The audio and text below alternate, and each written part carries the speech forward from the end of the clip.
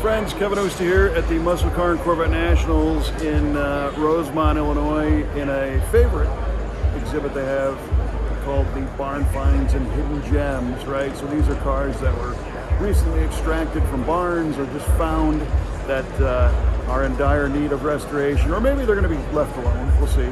But I thought we'd take a quick walk through and see some of the cars that are here, because it is equally as impressive as the rest of the show. Starting off, a 70 Olds Cutlass W31 car. Still has the leaves and stuff on it from as it was found, you know, carburetor's off, but that's that high compression Olds 350 W31 motor. Very cool car. This one, you know, a lot of times the details are written on the windshield. You know, he's got his Hurst shifter, and this is that Oldsmobile outside air induction hood, it's called, the fiberglass hood.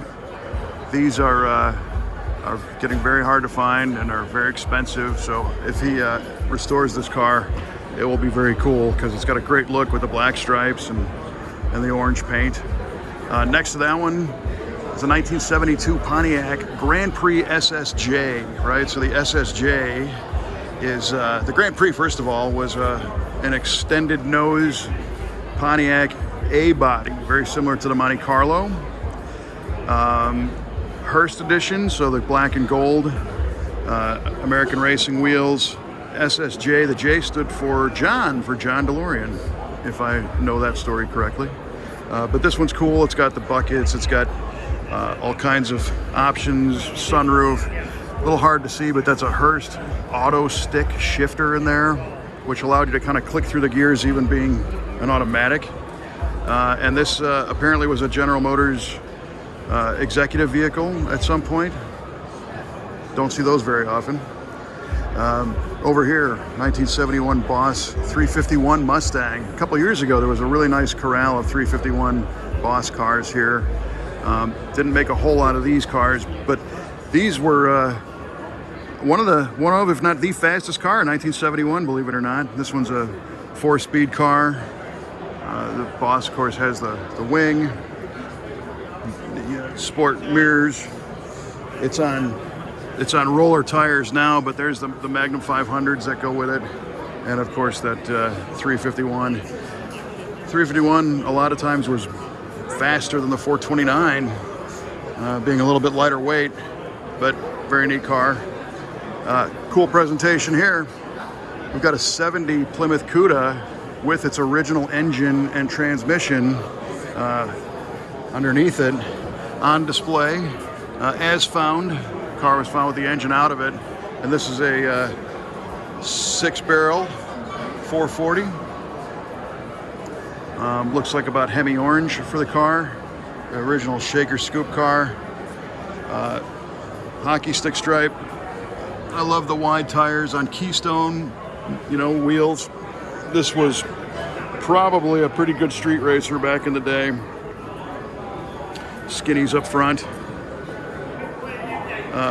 Imagine going into somebody's barn or building or shed and finding this car. You know, how cool would that be? Hearst Olds 68. These cars are really cool. You know, the gentleman's hot rod, power everything, and AC and all the fun stuff. Hearst dual gauge shifter. But you'll notice on this one that it's kind of rough on the outside, but like the dash is shiny and the gauges are nice and clean and the seats are nice, right? What's going on with this? Well, they're calling this one kind of a revitalization. You see that Olds 455 under the hood, which was a Hearst exclusive back in those days, because you couldn't get a 455 in a 68 Cutlass or 442, but it's been rebuilt and the suspension is new.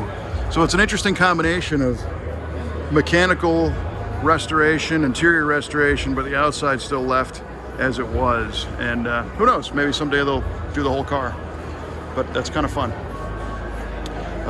Moving on, we've got a 69 Super B 446 pack car with a great story. Big and littles, 4-speed transmission. This car, the owner had seen this car a million years ago and left notes on it, and it got buried in a barn somewhere until persistence paid off. the owner passed away and his family found a post-it note with this guy's number on it, and they called him and he was able to buy the car, and he says he's never selling it. Slotted mags, but a neat combination, you know. These things are cool with the vinyl top, bench seat, 4-speed, and of course that Super B stripe on the back, and a killer shade of green. And it's parked next to another Chrysler product. This looks a little rough for sure. We're talking about a barn find, but this is a 69 Barracuda Formula S car. So the Formula S was a high-performance suspension V8 version of the Barracuda, and this particular one has a 340 under the hood, and it was a pilot car, meaning it was one of the first ones down the assembly line for 69 with this particular set of options. And the 69 convertible is pretty rare in its own, but a convertible Formula S pilot car, very cool. But it looks like somebody exceeded the limits of that high-performance suspension and maybe hit a guardrail or something along the way. One for the Chevy Guys, 68 Chevelle. This one looks like it's actually been started in a restoration. They stripped some paint off and wrapped it in plastic so it wasn't rusting, but it's an SS 396 car. It looks to be blue originally, and maybe it'll go back that way. Another one for the Mopar guys, a Hemi Challenger. It's a 1970 car. Again, this one, the engine has been gone through. Looks to be in great shape. The rest of the car is next. Orange has the Mopar rallies. It's an automatic, and it looks like a buckskin interior. We're gonna wave to Mr. Ryan Brutt, who is the guy behind this display. Hi, Ryan. How are you? I'm doing well. How about you guys? Doing awesome. Thanks for doing this again. Oh, I'm happy to do it. You know, king of the rusty junk, can't go wrong. The king of the rusty junk. Fantastic. All right. When the rusty junk's a Superbird or a Hemi Challenger, I mean, I guess it could be worse. That's right. Far from rusty junk. Speaking of Superbirds, here's a 70 Superbird. This one is originally lemon twist yellow, and it's partially stripped, like a restoration was begun, perhaps. But when you strip the paint off these, you can kind of see what makes a Superbird different from the regular car, because this plug gets installed where the original glass was. So the original window is bigger, and it came out, and then this went in, which provided a more aerodynamic profile leading into the wing, which is really cool. So you can't just put the wing on the car and have the Superbird. You need other stuff in the back. You also need different stuff in the front, right? So the fenders on these from the factory were from a 70 Dodge Coronet, and this one is kind of interesting because you can see there's no holes in the fender for the scoop that comes out, because this is a replacement fender for the car. This is a stock Coronet fender, but you'll notice that down here there's this extra piece of material that hangs down. On the actual Superbird, it doesn't have that because of the way the pointed nose comes out, and then the extension piece, you can see it on this side. So this would be the original fender with the holes for the scoop, and then down here you can see it doesn't have that extension to where the nose cone attaches. Just a detail if you're going to try and restore one of these cars. Finding those Coronet fenders is getting to be a chore as well. But speaking of aerodynamic Mopars, here's a 69 Charger 500 that somebody set up to be a drag car back in the day. Charger 500, again, was a NASCAR thing. Rear window doesn't have the inset with the columns like the stock Charger did. It was a sloping glass with a different panel back here to be more aerodynamic. This came before the Daytona wing car. This one being a drag car, big slicks. A couple of fun things on this car. I mean, it's rusty. We've got daylight coming through the fenders. The Charger 500, of course, also pushed the grille forward and the headlights flush with the front of the car instead of having that inset, again to have a better aerodynamic profile for high-speed super speedway use. But this car, believe it or not, runs and drives, and the guy drove it in here, so looks can be deceiving. Buzzing right along, this is a 71 GTX 6-barrel 440 car, pistol grip shifter, bucket seat.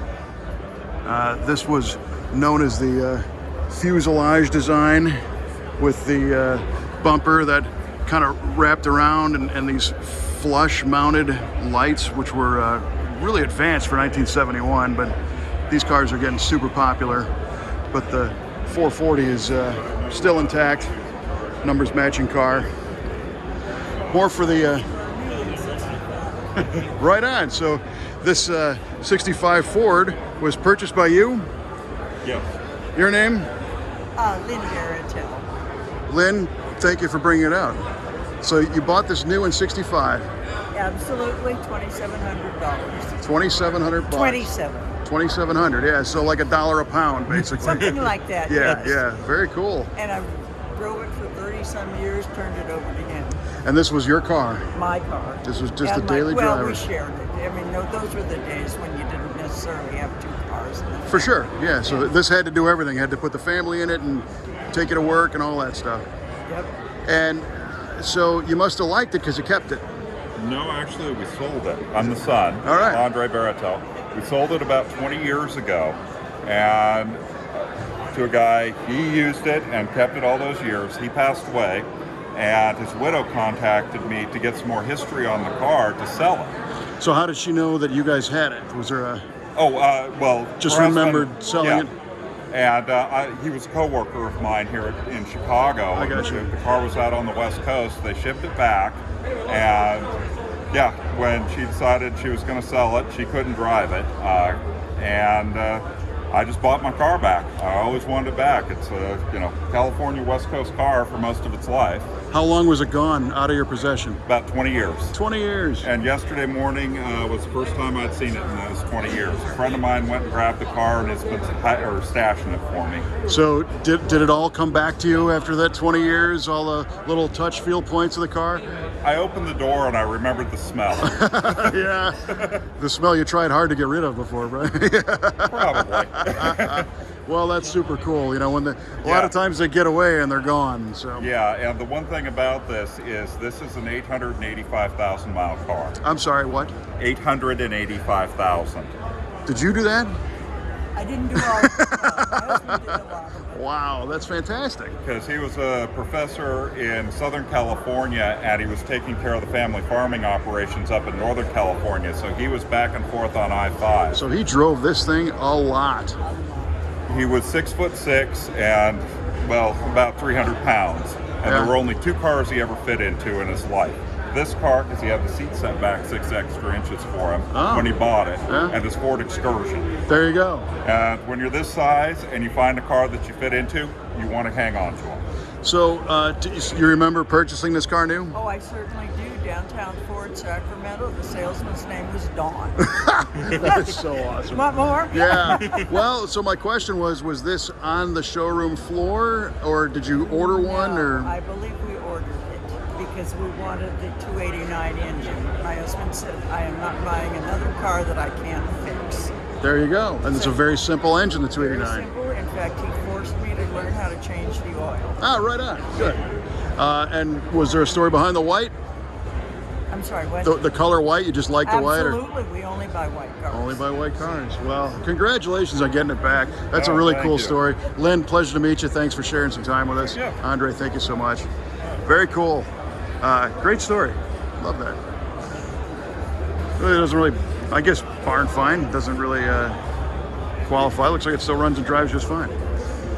Another Mopar, Mr. Norm's Dodge sold. 69 Superbird. Mr. Norm's, of course, king of high performance in the Midwest for Chrysler cars and Dodge. This one, column shift, does have buckets, but good that it's been found. and hopefully this thing is going to be back on the road again soon. We saw a 68 Hearst Olds over there. We've got another one over here. They didn't make a whole lot of these. 500 and some, I think, is the total, but now we've got one. You know, Fred Flintstone brakes, but still has the buckets. These cars can be a little tricky to restore because they've got some unique pieces, mostly just generally a large combination of accessories and options. You can see this one, though, does not have air, just has heat. And of course, the 455 is gone. Power brakes are still there. This will be neat to get back on the road. As we make our way through, we got a 71 Challenger RT. Now this is a cool car. It's a 340 car, originally in yellow, but it's been painted several times. You can see that there's some green over here underneath and red oxide primer. This one literally came out of a barn, and the owner was telling me before that they've got most of the pieces, but they're still trying to search out the fender tags.